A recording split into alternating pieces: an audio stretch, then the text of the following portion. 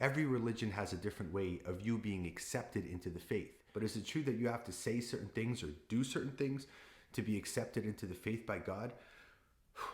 Or are these once again man-made lies?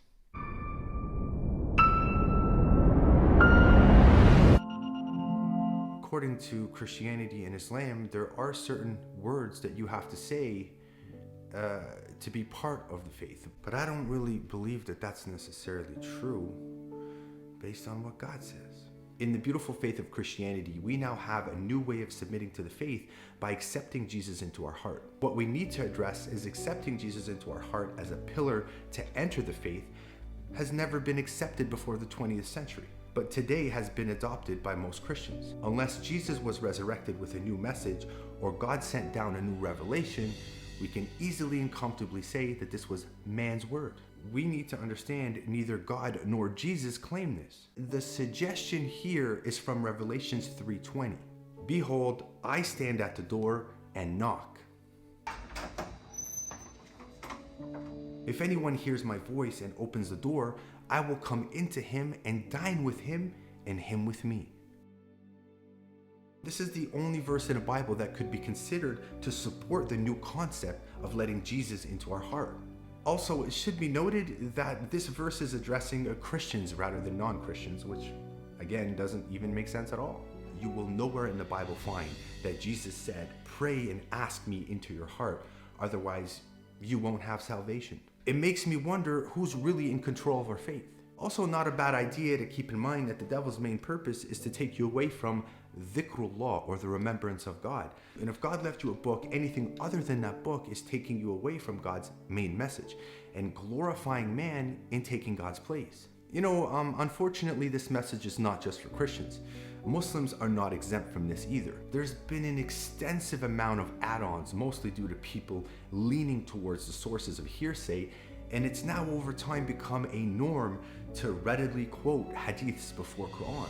It's not like we're the type to verify any information anyways, so we're left with, copying the majority of population, which we always do.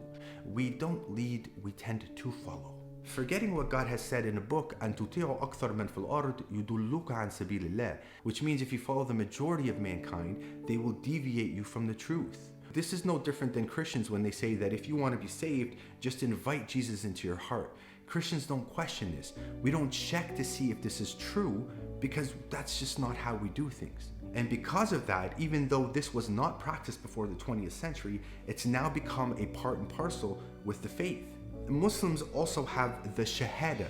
A couple words put together, when said, allow you access to be part of this amazing faith.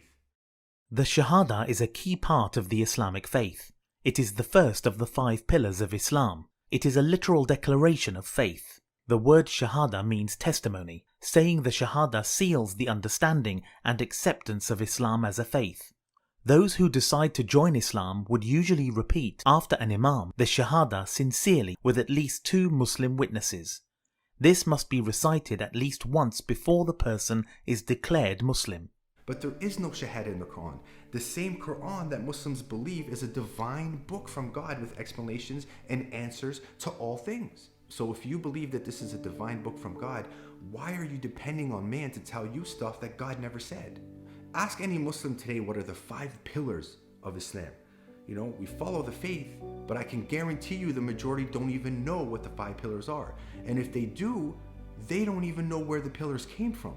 Each person will go in defense mode and try to give you their own made-up version on where they think it's from.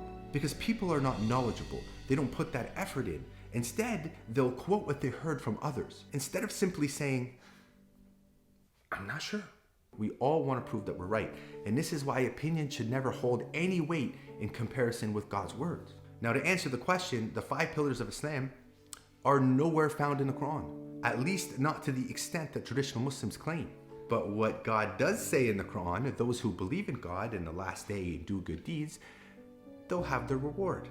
Meaning you don't have to have a controlled faith to enter the domain of God. But what he didn't do or say in his fully explained and fully detailed book is that you have to pray 5 times a day if you're Sunni, or 3 times a day if you're Shia, or give 2.5% annual tax a year if you're Sunni, and 20% if you're Shia, to pray to a rock, in the middle of the desert, or to be a truly devoted Muslim during the month of Ramadan, and once it's done, it's okay to go back to your ways. And if you decide to be part of this fabulous faith, make the Shahada that God never told us to do, or else entry into the Islamic faith becomes void. It seems to me that the religion of Islam today does not match the Quran. This might upset the ignorant amongst the masses, but I'm not here to break bread, drink Kool-Aid, or play Xbox with those that follow blindly. This channel is based on facts, the facts that most of you don't seem to like to look into. Now that was a hard one. Sometimes it's hard to let the truth out because they do say the truth hurts. But, suck it up because we need to speak more truth. We need to open our eyes to the facts, and to do that you need to research and open your minds to what's out there. If you're hurt by the message, I'm not sympathetic, apologetic, or feel bad in any way, because at the end of the day, it's not me speaking out of ignorance. And the efforts that you put in lead you to a certain level of understanding of what your surroundings are. And if other people don't choose to understand or seek the truth and want to inherit their faith, then you can be butthurt all you want. I don't care. And that's all I got. If you liked the video, give it a thumbs up, share the damn video, and if you didn't,